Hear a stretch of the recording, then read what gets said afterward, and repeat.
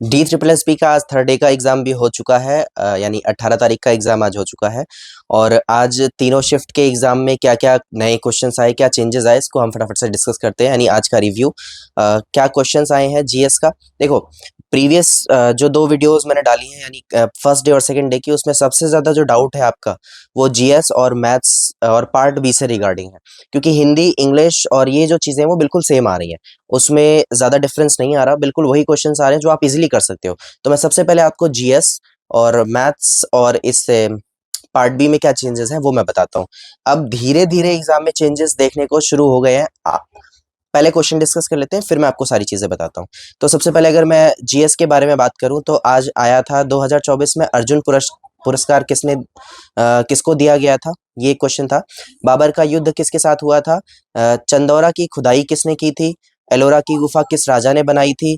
भारत में किस जगह पर लौह अयस्क पाए जाते हैं? 1556 का युद्ध किसके साथ हुआ था या किस नाम पर है? ऐसा एक क्वेश्चन था। 1948 में शिक्षा से रिलेटेड एक कोई क्वेश्चन था। और साथ में संसद का मेंबर बनने के लिए क्या क्वालिफिकेशन, यानी क्या योग्यता चाहिए, इसके रिगार्डिंग एक क्वेश्चन था। इसके साथ ही अगर मैं पार्ट बी की बात करूँ, तो पार्ट बी में डिस्लेक्सिया, ऑटिज्म और शकल का चौथ करके एक क्वेश्चन था, वो आया था। ब्रूनर से क्वेश्चन आया था और पियाजे से क्वेश्चन आया था। ये पार्ट बी की बात हुई। और इसके साथ ही अगर रीजनिंग की बात करें, तो उसमें वोवेल एंड कॉन्सोनेंट वाला सीक्वेंसिंग वाला क्वेश्चन था, ब्लड रिलेशन का क्वेश्चन था। और ये मतलब कुछ मेन क्वेश्चंस थे जो मैंने आपको जीएस के बारे में बताए। अब आप यहाँ से एक ऑब्जर्वेशन जो देखोगे, क्वेश्चन क्या है वो जानना आपके लिए ज़रूरी है, पर क्या ऑब्जर्व कर पा रहे हैं हम 3 दिन के पैटर्न में, वो मैं अगर आपको बताऊँ, तो जो जीएस के क्वेश्चंस हैं वो रिपीट नहीं हुए हैं। तीनों दिन सारी शिफ्ट्स में जीएस के क्वेश्चंस रिपीट नहीं हो रहे। ना ही जीएस में साइंस रिपीट हो रही है, ना हिस्ट्री रिपीट हो रही है, ना पॉलिटी, ना ही करंट अफेयर। रिपीट कुछ नहीं हो रहा है। ये एक जीएस की ऑब्जर्वेशन है। और साथ में पार्ट बी में स्लाइटली चेंज आता जा रहा है तीनों दिनों में। यानी पहला दिन, दूसरा दिन और तीसरा दिन, तीनों में थोड़ा-थोड़ा करके वो बदलाव करते जा रहे हैं।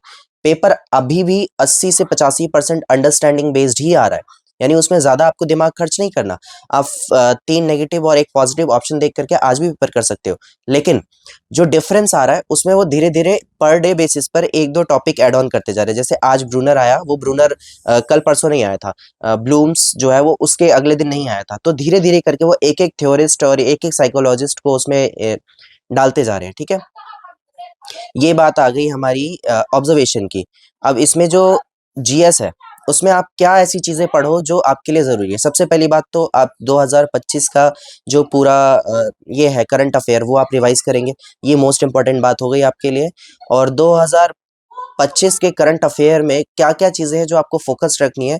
कौन-सा पुरस्कार किसको दिया गया, ये आपको ध्यान रखना है, ठीक है?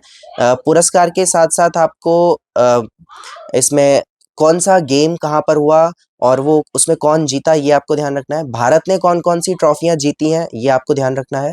और 2024 में कौन-सा पुरस्कार किसी भी क्षेत्र से रिलेटेड, जैसे वो किसी को किताब के लिए दिया गया है, किसी गेम के लिए दिया गया, ये वाले जो सीरीज़ हैं, यानी किसको क्या पुरस्कार मिले हैं, ये आप ध्यान से एक बार देख लो, ठीक है?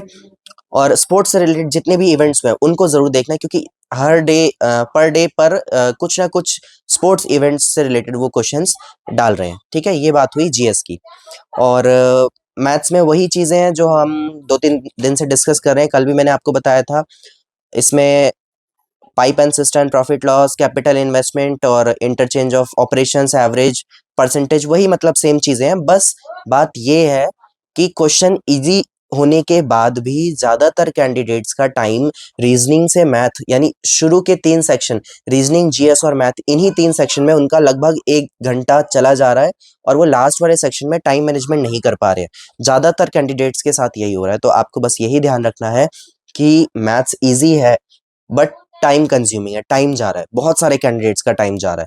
तो आप बस इतना ध्यान रखो कि मैथ में अगर टाइम जा रहा है तो या तो क्वेश्चन छोड़ दो या अपनी कैलकुलेशन को फास्ट करने की कोशिश करो, ताकि आप 1 घंटे के अंदर अपने फर्स्ट पार्ट को खत्म कर पाओ। एटलीस्ट 1 घंटा 10 मिनट, इससे ज़्यादा आपको नहीं देना है।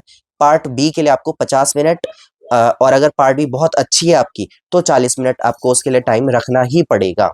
अब एक मोस्ट इम्पॉर्टेंट रिक्वेस्ट आप सबसे, जो भी कैंडिडेट्स एग्ज़ाम देकर आए हैं, आपको जो क्वेश्चंस याद हो, चाहे वो जीएस के हों, चाहे वो मैथ के या हिंदी, इंग्लिश या पार्ट बी से रिलेटेड, प्लीज़ उन क्वेश्चंस को कमेंट सेक्शन में ज़रूर शेयर कर दें, क्योंकि सिर्फ अपना भला करने से भला नहीं होता, जब हम दूसरों का भला करते हैं तब भगवान हमारा भी भला करता है।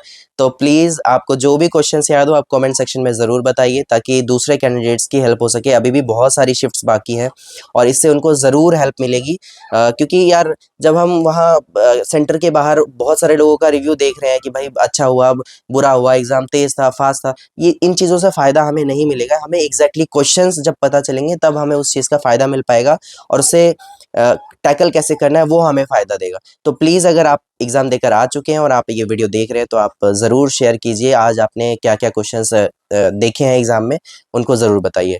So all the best for your exam everyone, जिसका एग्ज़ाम आने वाला है। तो thank you so much for watching और लाइक भी कर लेना और चैनल सब्सक्राइब कर लेना यार, ताकि आप अभी आने वाली शिफ्ट्स के लिए मेरे साथ जुड़ सको। So thank you so much.